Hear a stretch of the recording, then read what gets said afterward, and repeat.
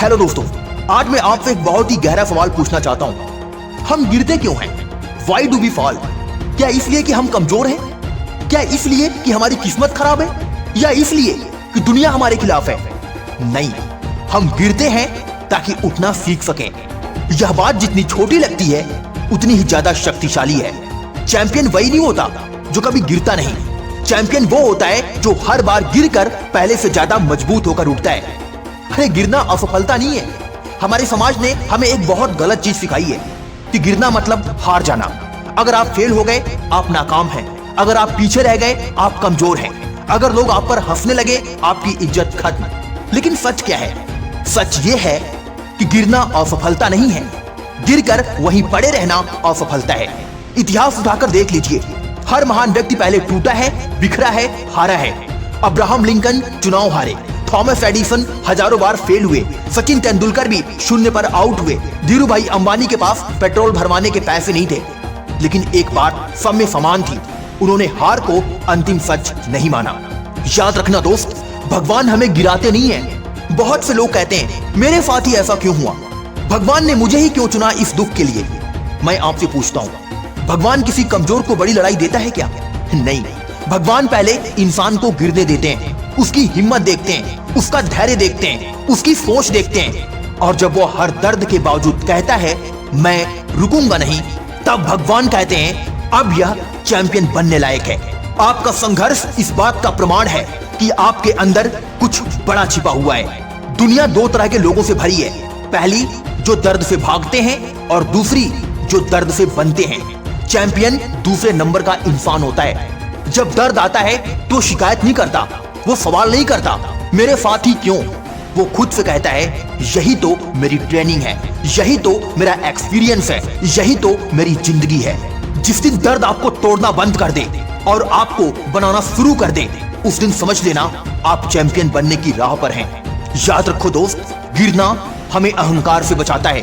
अगर इंसान कभी ना गिरे तो वह खुद को भगवान समझने लगता है। गिरना हमें सिखाता है विनम्रता, धैर्य और इंसानियत।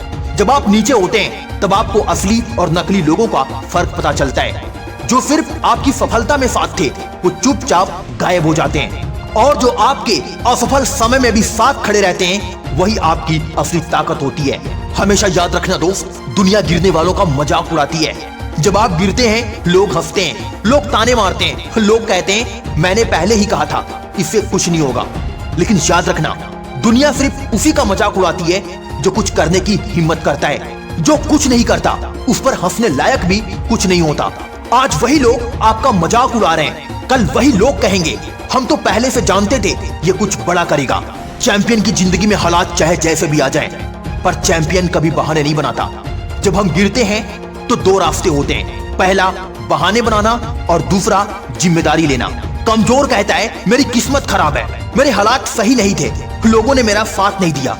लेकिन चैंपियन कहता है शायद गलती मेरी थी और अब मैं उसे सुधारूंगा।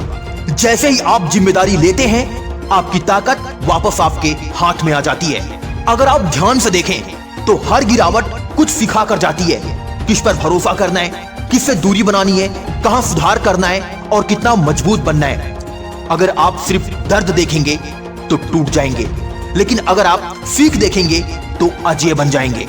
अगर आप सच में चैंपियन बनना चाहते हैं तो ये 3 बातें अपने दिल में लिख लो, और ये 3 बातें चैंपियन बनने का मंत्र होता है। बात नंबर 1, मैं हार मानने नहीं आया हूँ।